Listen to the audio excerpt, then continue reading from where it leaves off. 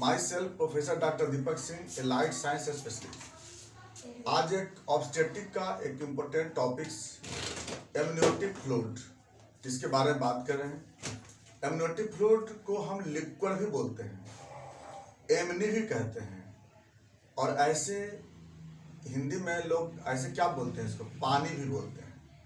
तो वर्ड पानी, ऐसे पानी का मतलब यह वर्ड पानी नहीं है, मतलब कि बोलने का तरीका होता है। जैसे मान लीजिए जैसे किसी फीमेल में अगर मान लीजिए एमनियोटिक फ्लूइड लॉस कर गया तो क्या कहते हैं, पानी लॉस कर गया। डिलीवरी के समय ऐसा हो सकता है, उससे पहले भी हो सकता है। तो खैर बात हो एक एक करके बात करते हैं कि होता क्या है। ये देखिए, हम जानते हैं कि कंसेप्शन प्रोडक्ट फर्टिलाइजर के बाद जायगोट बनने के बाद जो जायगोट बनता है, वो जायगोट जब इम्प्लांट करता है ना यूट्रस में, तो उसमें 4 तरह का कंसेप्शन प्रोडक्ट बनता है। एक जो सबसे बाहरी बोलते हैं उसको बोलते हैं प्लासेंटा, है ना।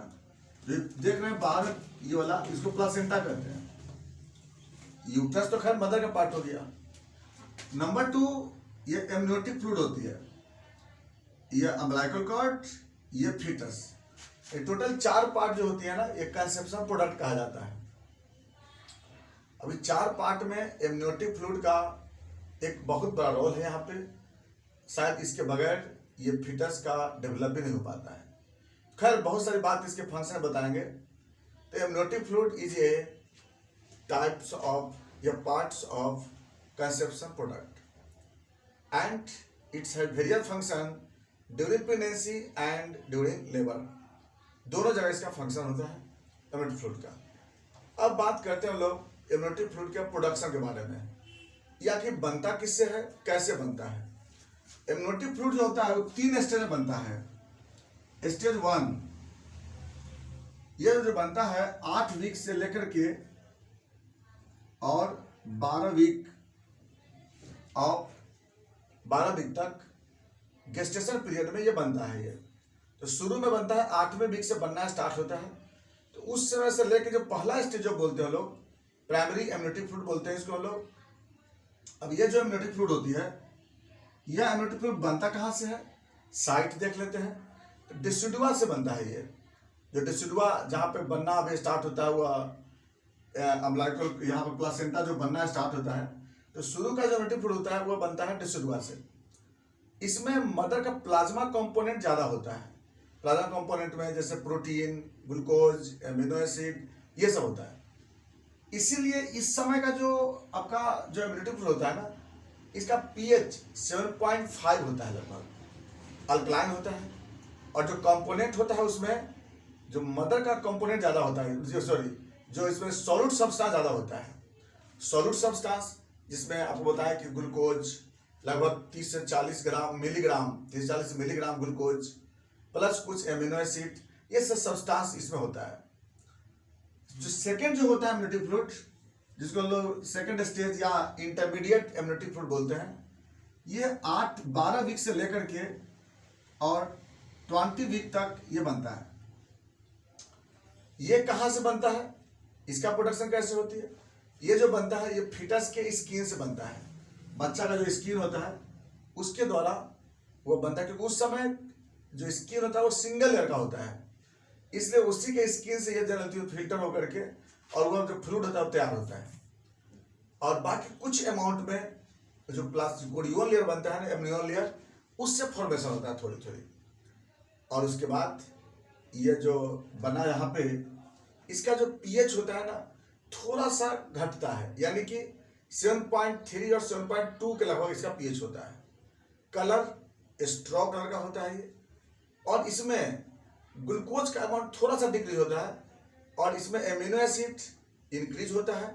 इसमें मिनरल्स, यूरिया, क्रिएटिनिन, ये सब सब्सटेंस होता है इसमें मिलता है।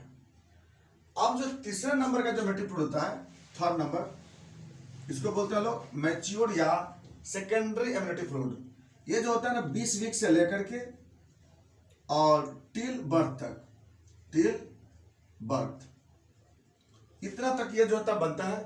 ये कहाँ से बनता है, ये जो बनता है ये फीटस के यूरिन से, और प्लस उसका जो लंग्स से, लंग्स का जो फ्लूइड होता है इससे।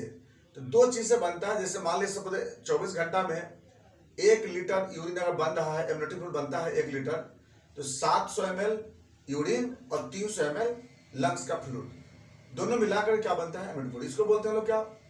टर्शियरी, सेकेंडरी और लेट एमनियोटिक फ्लूइड। ये जो होता है मैच्योर बोलते हैं इसको हम लोग। ये जो होता है ये इसमें कंपोजिशन क्या मिलेगा इसमें?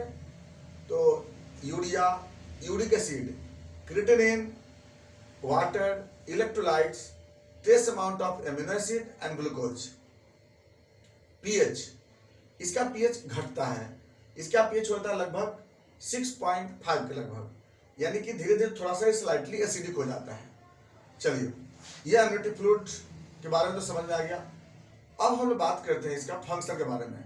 एमनियोटिक फ्लूइड का फंक्शन क्या होता है? देखिए, इसका फंक्शन दो जगह, प्रेगनेंसी के समय और डिलीवरी के समय।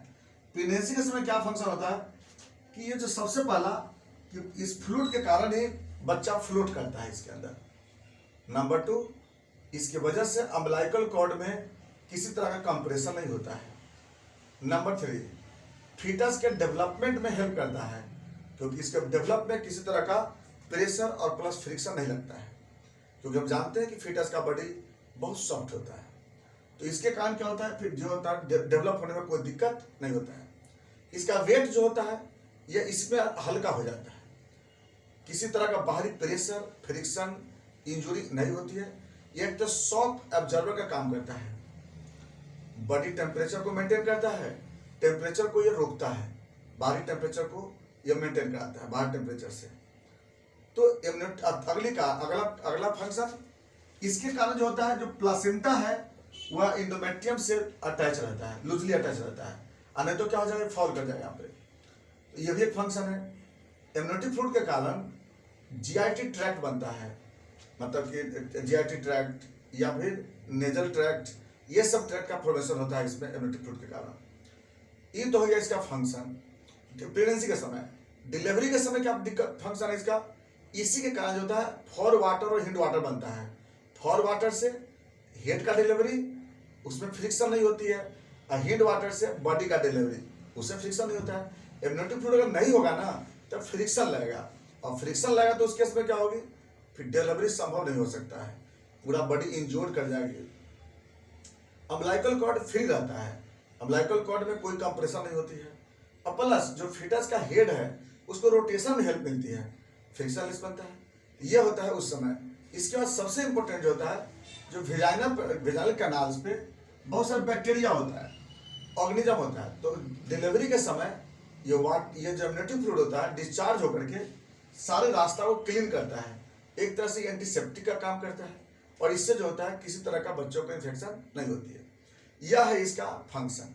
अब बात करते हैं क्लिनिकल सिग्निफिकेंस। देखिए, क्लिनिकल सिग्निफिकेंस में सबसे पहला है इसको अल्ट्रासोनोग्राफी से इसका कलर को देखना। इसमें जो नॉर्मल कलर कैसा होता है बताए थे अभी हम, नॉर्मल कलर स्ट्रॉ होता है। अगर बाय द वे इसका कलर स्ट्रॉ की जगह अगर दूसरा कलर हो जाता है, नॉर्मल कलर क्या होते हैं, नॉर्मल कलर स्ट्रॉ, अगर इसका कलर ब्राउन हो जाता है, ब्राउन का मतलब मिस्ड एवर्सन हुआ होगा, बच्चा का डेथ हो चुका था, 24 घंटा से पहले अगर बच्चा का डेथ होता है, अगर हो चुका है तो वह एमनियोटिक फ्लूइड धीरे धीरे ब्राउन हो जाता है। और दूसरा कलर रेड होता है, अगर बाय द वे फीटस का डेथ 24 घंटा के अंदर अगर हुआ होगा तो उसका कलर एमनियोटिक फ्लूइड का रेड हो जाता है। अगला कलर ग्रीन होता है, अगर बाय द वे मेकोनियम पास कर जाता है, खास करके ब्रिज प्रेजेंटेशन में ज़्यादा ऐसा होता है, या फिर डिस्टोसिया के केस में, प्रोलॉन्ग लेबर के केस में, प्रीक्लेम्सिया के कंडीशन में, तो उस कंडीशन में एमनियोटिक फ्लूइड ग्रीन हो जाता है। इसका मतलब क्या होता है, ग्रीन कलर का मतलब अब बच्चा पैखाना कर चुका है, एमनियोटिक जहां पर मेकोनियम है वो पास कर गया। नेक्स्ट जो होता है येलो कलर का, येलो कलर का होता है, येलो कलर का मतलब होता है या तो वह बच्चा जॉन्डिस से सफर है, जैसे इरिथ्रोब्लास्टोसिस फिटालिस, हाइड्रॉप्स फिटालिस, ये सब के केस में क्या होता है, एमनियोटिक फ्लूइड का कलर चेंज कर जाता है, येलो हो जाती है। ये था मेरा क्या एक अप्लाई था। दूसरा क्लिनिकल सिग्निफिकेंस एमनियोसेंटेसिस। एमनियोसेंटेसिस क्या होती है देखिएगा, एमनियोसेंटेसिस का मतलब होता है, एमनियोसेंटेसिस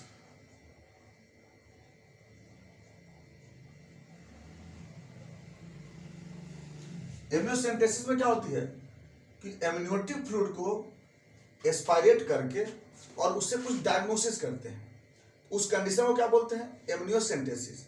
तो यानी कि the determination diagnosis of some content from amniotic fluid by the aspiration.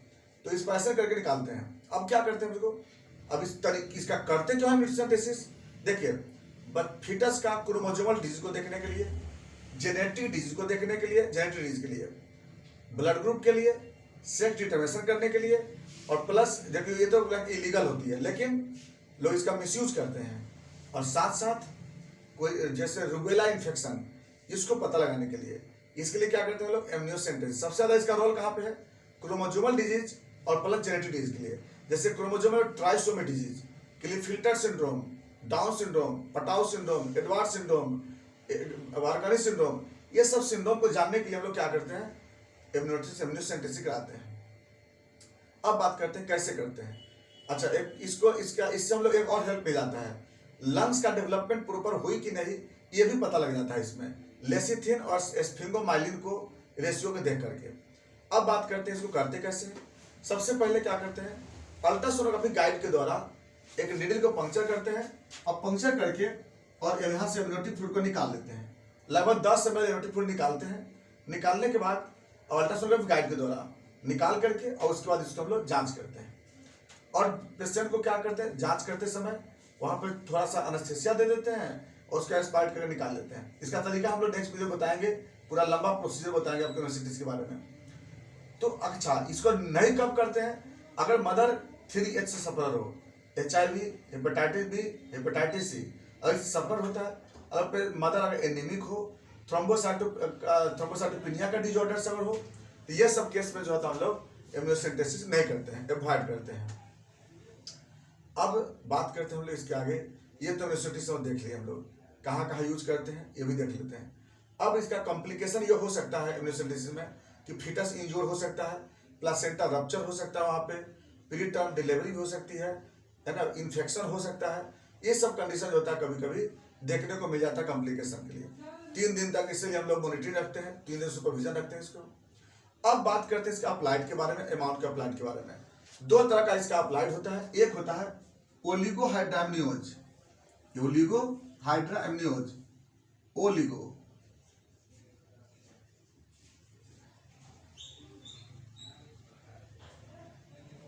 ओलिगोहाइड्रामनियोज का मतलब क्या होता है कि जो एमनियोटिक फ्लूइड की जो अमाउंट है, जो जिस वीक में जितना होना चाहिए, जैसे मान ले सपोज 8 वीक में 10 ml के लगभग बनता है, 12 वीक में 70 से 90 ml के लगभग, 16 वीक में 200 से 300 ml, 20 वीक में 300 से 400 ml, 28 वीक में लगभग 800 से 900 ml, 32 वीक में 1000 से लेकर 1200 ml, 36 वीक में लगभग 1200 से 1400 ml, 38 और 39 वीक में फिर घटने लगता है 900 ml के लगभग।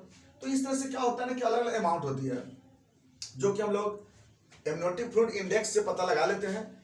लगभग 7 से लेकर 14 सेंटीमीटर इसका इंडेक्स आता है, यह बताएंगे आपको नेक्स्ट वीडियो में। अगर एमनियोटिक फ्लूइड घट गया तो उसको नॉर्मल जितना रहना चाहिए, जितना उससे घट जाता है, क्या बोलते हैं उसको, ओलिगोहाइड्रामनियोज। अब ओलिगोहाइड्रामनियोज घटने का बहुत सारा रीजन होता है, इसको हम लोग अलग वीडियो में अलग से लेके चलेंगे ओलिगोहाइड्रामनियोज के बारे में, क्यों घट जाता है। जैसे फीटस का गड़बड़ी कुछ होता है, वो उसका रीनल फेल्योर है फीटस में, या मदर में क्या है डिहाइड्रेशन का केस है, या एडिनल डिजॉर्डर्स का केस है, ये सब केस में जो था ओलिगोहाइड्रामनियोज होता है। इसके कारण जो होता है फीटस में कई तरह का डेवलपमेंट इफेक्ट हो जाती है। सेकंड जो आपका मिलेगा आपको, यह पॉलीहाइड्रामनियोज, इसको भी हम सेकंड वीडियो में बताएंगे आपको, पॉलीहाइड्रामनियोज, इसको हम सेकंड वीडियो में बताएंगे आपको। पॉलीहाइड्रामनियोज जब इम्यूनिटी फ्लूइड का अमाउंट जो होता है नॉर्मल से ज्यादा हो जाता है, उसको क्या बोलते हैं, पॉलीहाइड्रामनियोज। जैसे ट्विंस प्रेगनेंसी, ट्रिपलेक्स प्रेगनेंसी, या फिर मदर में कभी स्ट्रेस डिजॉर्डर्स हुआ, या फिर फीटस में क्या होता है अगर एक्सेस अगर यूरिन का फॉर्मेशन करता है, या फिर कोई क्रोमोसोमल डिजीज अगर हो, या एनेंसिफेलस है, या फिर कई तरह का डिजॉर्डर ऐसा होता है, ये सब केस को क्या बोलते हैं, पॉलीहाइड्रामनियोज। तो ये था आपका इम्यूनिटी फ्लूइड का डिजॉर्डर्स। ये सारी बातें को समझ में आ गया इम्यूनिटी फ्लूइड के बारे में। अलग वीडियो में बताएंगे आपको ओलिगोहाइड्रामनियोज, पॉलीहाइड्रोएमनियोज एमनियोसेंटेसिस के बारे में। इसको डिटेल हम अलग कर देंगे क्योंकि वीडियो बहुत बड़ा हो जाएगी, इसलिए हम लोग यहीं पर इसको हम लोग रोक रहे हैं। बाकी बात हम लोग चलेंगे फिर नेक्स्ट वीडियो में। थैंक्स।